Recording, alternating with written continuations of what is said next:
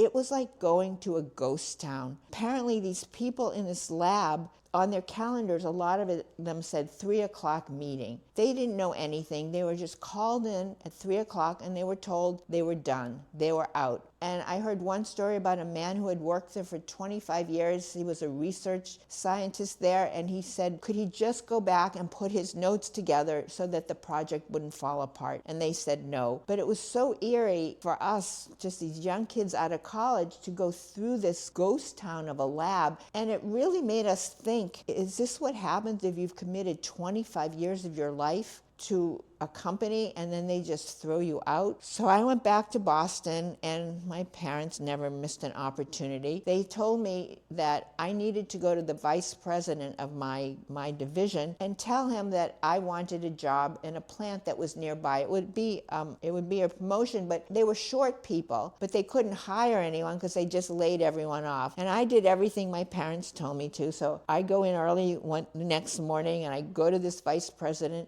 knock on his door, and I say, look, I know you're short of people in Andover, and I know you can't hire anyone, but I would be happy to go there. But of course, the commute is much longer for me, so you would need to pay me more. And I made whatever my parents had told me to say. I went in there and said it. And later that afternoon, he came to me and said, okay, you have the job. So my boss, Andrew, had hired me. He was a really nice man. And the next morning he called me into his office and he said, Ann, I'm really happy for you. I'm glad that you're getting promoted already and you're going to Andover. But just in the future, it didn't matter to me. But in the future where you're working, if you want to do something like this, it really would be best for you if you would just go through the chain of command. And you really should have come to me first, but it's fine. And he was just such a nice man. So I started working in Andover, and it was a plant, and it was actually pretty cool because I had been working on these earthborne shampoos on this little lab bench in little beakers. But at this plant, this is where they made the vats, huge vats of the shampoo. And you could see they had railroad tracks coming up because the